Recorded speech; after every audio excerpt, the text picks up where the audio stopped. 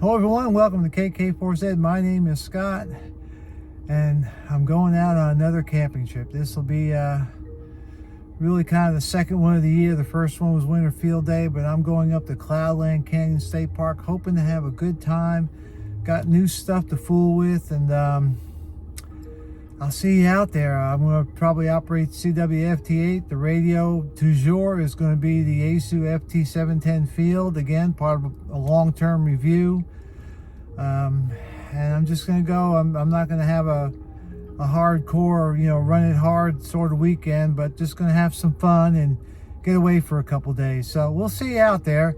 Oh, and things always happen. I think my battery in my camper is finally dying after about two and a half years, and so I'm going to stop along the way and get a new battery. What's happening is my 12-volt cooler will not start, so it sounds like I'm getting too much of a voltage drop with the battery. So I'm just going to go ahead and put another battery in, and we'll talk to you later. Hello everyone, this is Scott. I made it to my campground. Very nice. Cloudland Canyon is a nice place. I'm here during the week. It's a Tuesday. I thought I'd try a week just to see how it goes. And so far pretty quiet. Maybe this is the way it'll stay. I may like doing week stuff. In a rather compact campground or campsite this time. So unfortunate thing is my camper still connected to the truck is rather level, so I'm just going to leave it hooked up because I usually don't go anywhere anyhow. But yeah, nice little campsite. I don't have a lot of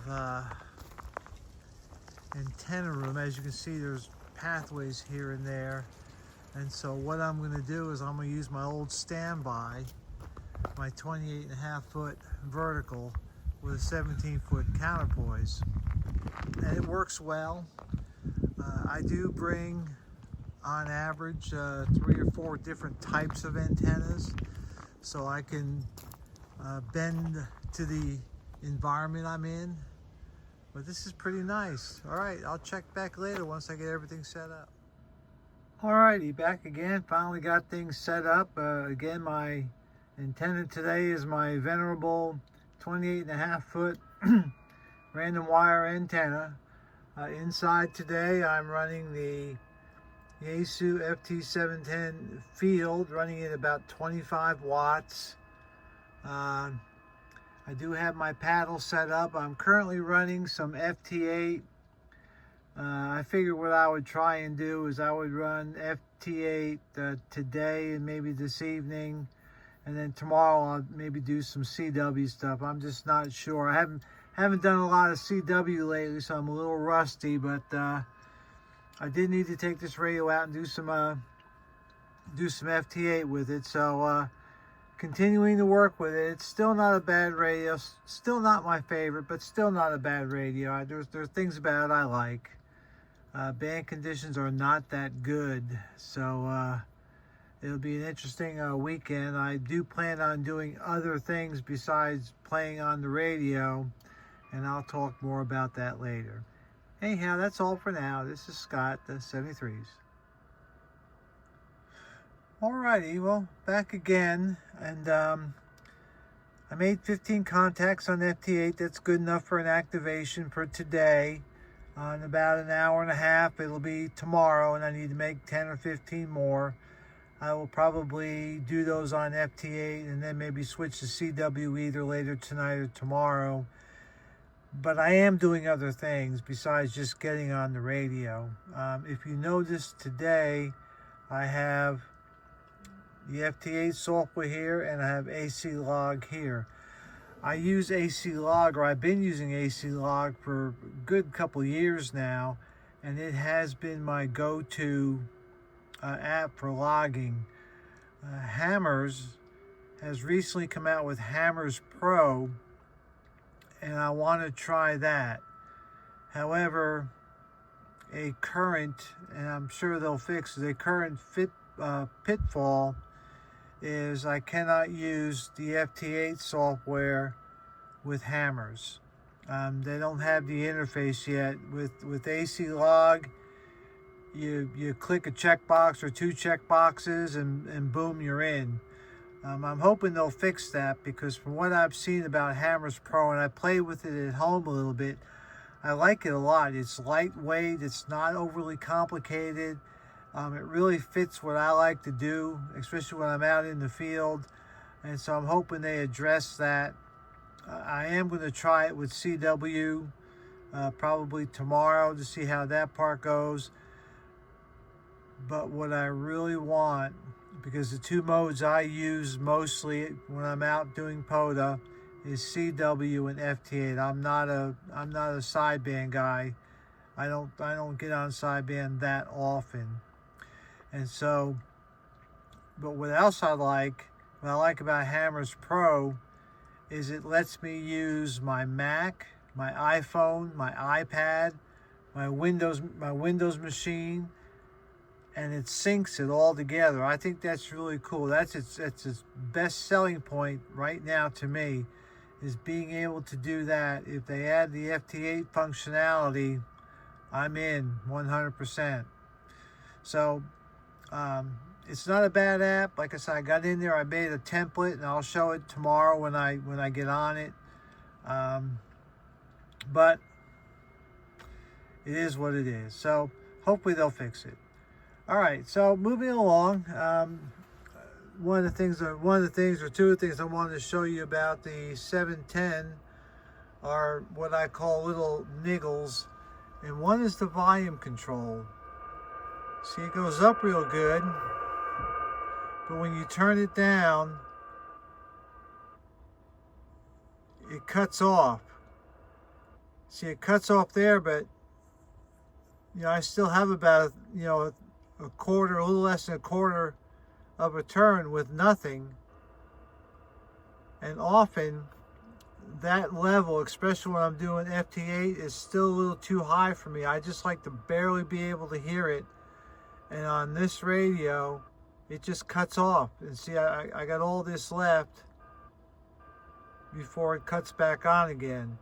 I don't know why they did that, but it's, it is what it is. The other thing is, and I talked about this before, is this screen does not average. In other words, every time you go to a different band, you have to adjust the level, which means you have to use your function key to do the level, and you have to have it set there because you change it so often. So let me show you. This is 40 meters, and I have it set up about the way I like it. Now if I go to,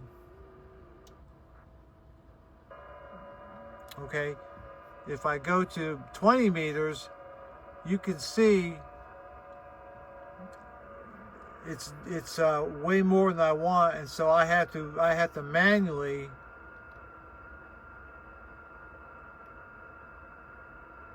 go in and turn it down. And then if I go back,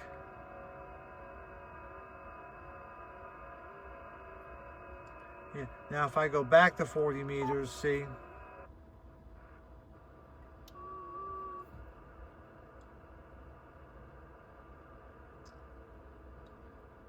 see I have to turn it back. Well, I may have to eat my words on that one.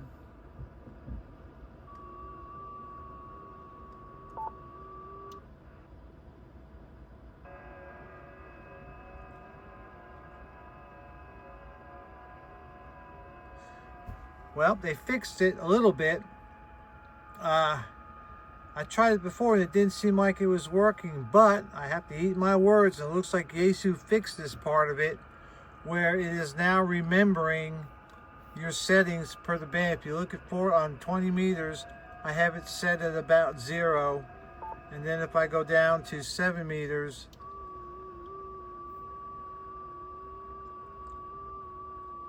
I have it set for about plus 20. So it is fixing it. They did fix it somewhat, so I'm happy about that. So, all right, Yaesu, my bad.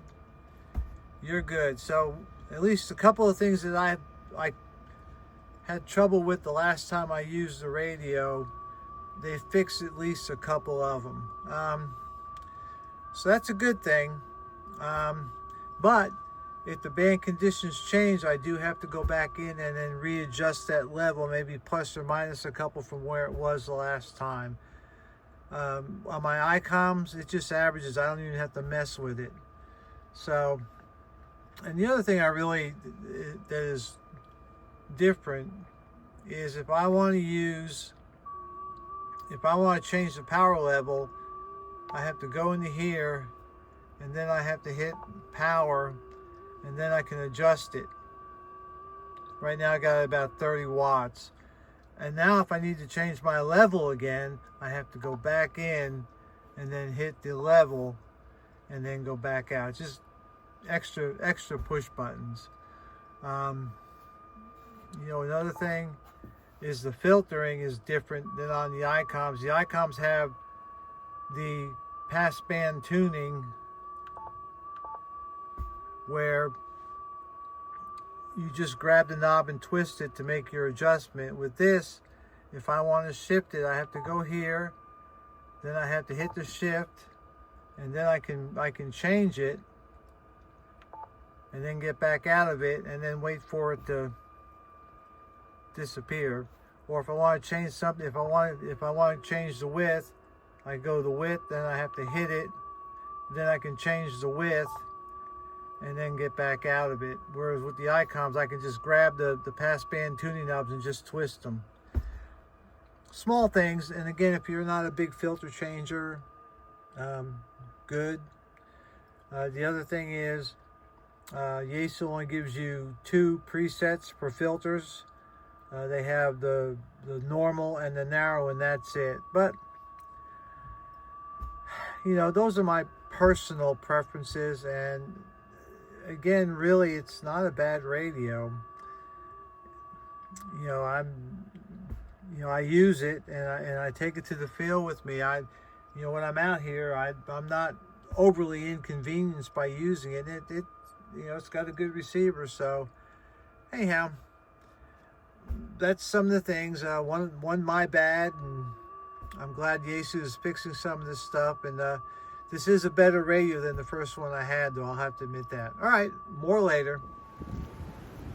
All right, it's about 8:15, and I've made my enough contact for the activations for the 2 days.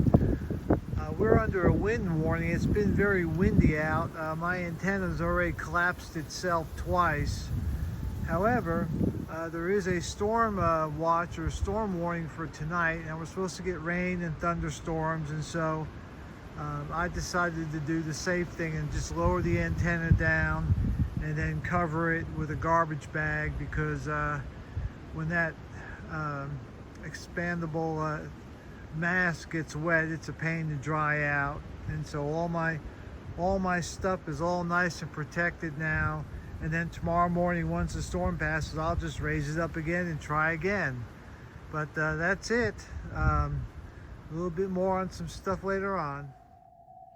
Alright, well, this YouTube video is going to be a bunch of little short takes of the things I'm discovering, things I'm mucking with. And here is the Hammers Pro app. And this will sync when connected to the internet. This will sync with all my devices. In other words, I have it on this machine, I have it on my iPad, I have it on my iPhone, and I have it on my Mac at home. And this will sync with all of them, so it'll be available there. I did customize my screen layout, and this is kind of the way I like it for POTA, just the bare minimum. And what I like about this is across the top, you get my call sign, Zulu time. Because I have it hooked up to my radio via FL rig, I get the frequency and I get the mode, and then I can add my US park in case I forget. There it is, and it stays, that bar stays there. And then here is the format of how I set it up, and you can vary this quite a bit. And then across the bottom you can see your entries, your QSO map, and POTUS spots, and as long as you're hooked up to the internet, it'll keep those spots up to date. So that's kind of what I'm working on now. I am working with the Maestro Evolve 3. This is a Windows 10 machine. I think I paid $120 for this computer, and I wanted to try it because a lot of people like it. It runs off of 12 volts, so you can hook it up to your power supply or to your batteries that you use for your radio. So I thought I'd give it a whirl. I used it tonight on FT8, made 31 contacts, and yeah, the machine just hums along. It's not as zippy as some of my other machines, but it is working well enough to do FT8 and logging and whatever. So it is a good little field computer. I keep it in my Go box. I only use it for radio stuff, and so pretty impressive really for what it is. It comes with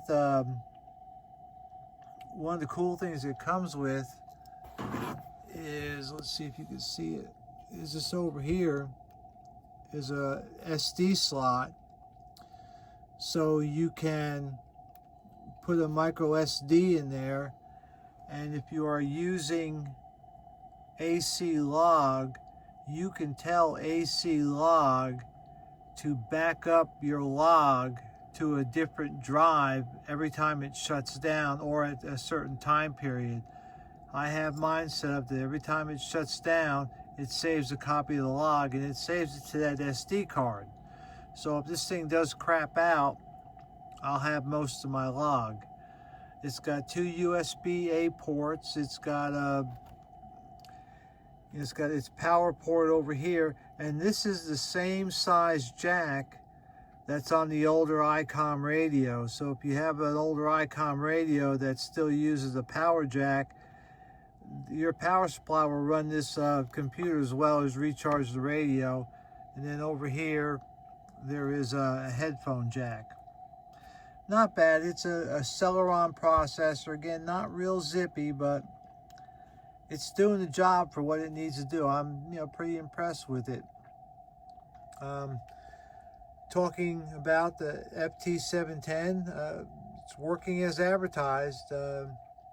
It's got its quirks and quibbles. I guess all radios do for different people. And I try to point them out as I go along. I had to correct myself that they have improved the setting of the levels per band. It looks like there's now a memory where it kind of remembers the setting you had on the band, the prior setting, so you don't have to go through large gyrations. One of the quibbles I have is the way Yaesu radios interface with LDG tuners. Yaesu has like a couple different ways, and not all cables for the LDG tuners work with all Yaesu radios. I think the one I'm using on here is designed, I think it's designed for something like an FT-450, but it's not for this radio, but it works.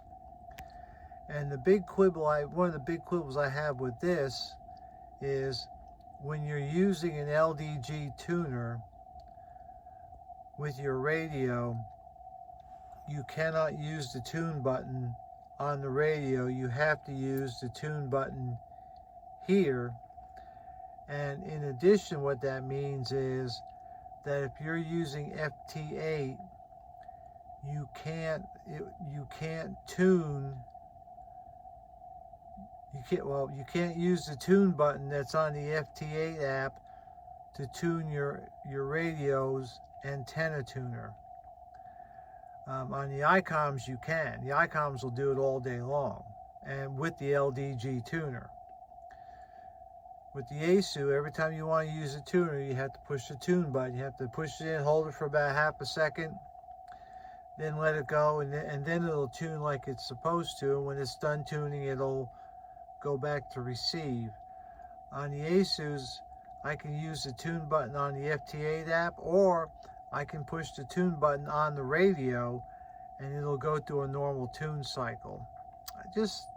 Again, it's a quibble, but it's something that you should be aware of.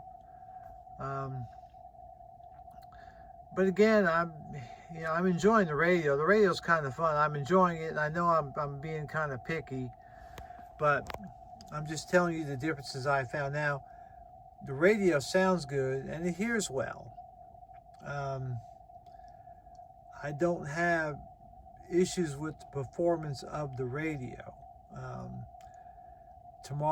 Tonight I used FT-8 because I wanted to make sure I had my 10 contacts for the activation for both days. A lot of times when I am out in the field, I'm in a park that's kind of away from civilization, and CW just always doesn't work. Sometimes I can call CQ on CW all day long and not hear a soul, or a soul will not hear me.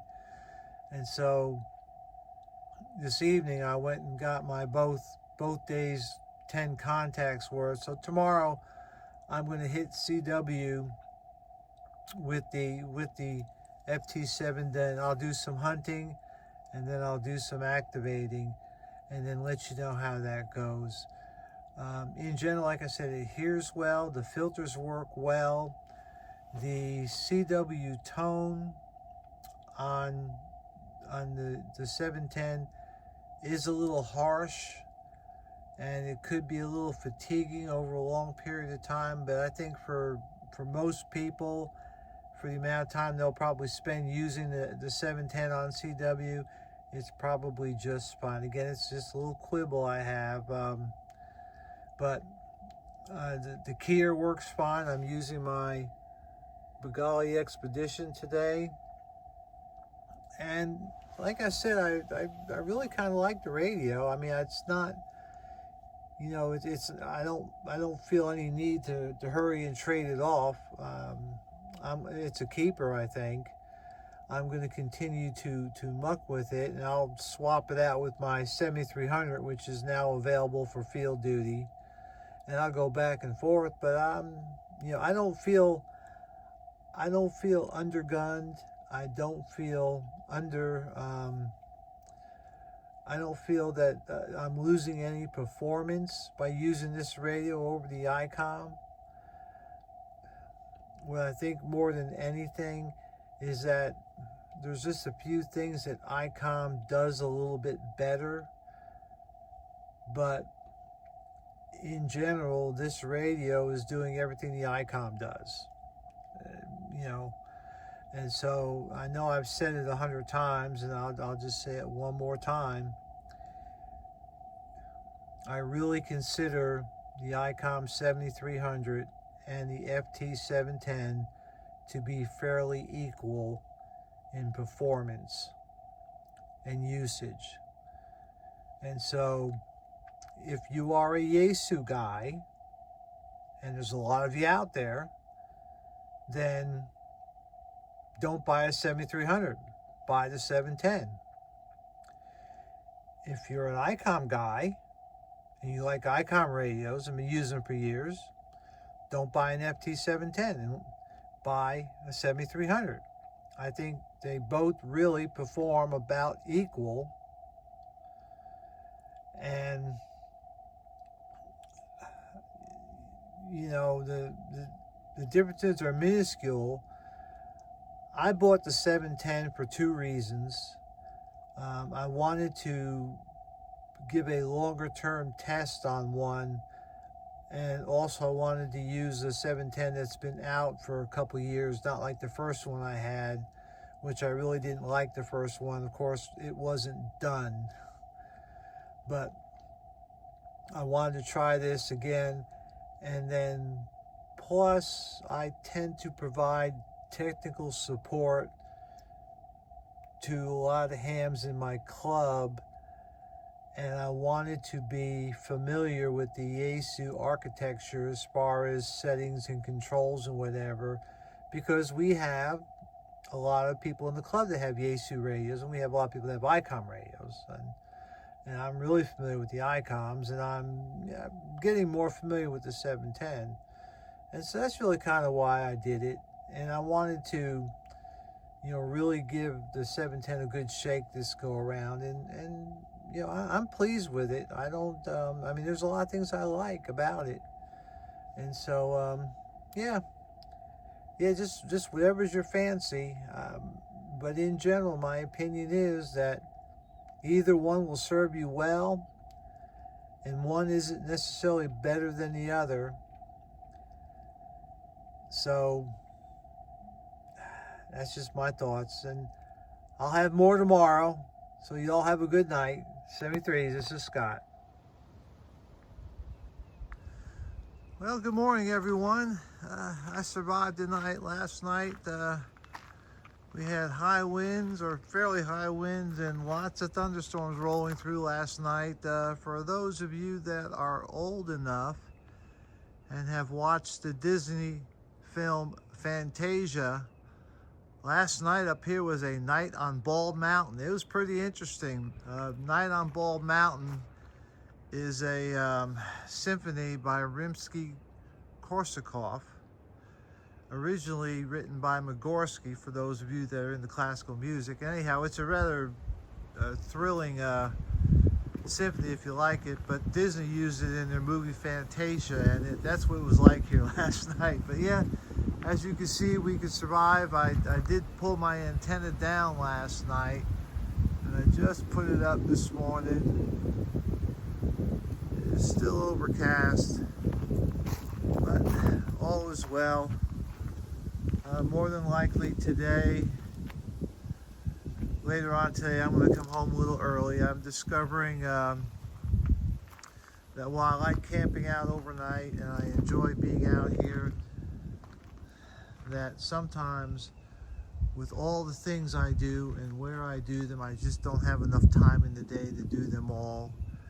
And so what I'm discovering, especially over the past few camping trips, that sometimes a day and night and a day is enough to do the things I want to do out here, and I feel refreshed enough that I don't need more. But I still have the option, typically in most parks, that if you stay past 11 or 12 o'clock, you have to pay for another night anyhow, and I will probably be here till this afternoon, and then I'll just go home. But the main part is I'm having fun, I'm enjoying myself. The radio's working well. Hopefully today I'll get some CW done, and then maybe head to the house. But I've had a lot of fun. So we all survived. All the trees are still up. I want to show you a tree that I was parked next to. Let me go around this way, you'll get a better idea of it. It gave me a little bit of a concern, but I guess it's been here long enough. I was thinking about this tree last night with all those high winds, but it survived. And so anyhow, all right, more later. All right, this is Scott one last time. This is the back view of my mobile QTH. Worked pretty well. Band conditions today were bad, and so I've decided to call it quits early and go home. I've just got a lot of other things I have to do, and sometimes life is like that. Again, the FT-710, I really kind of like the radio. I think it's a keeper.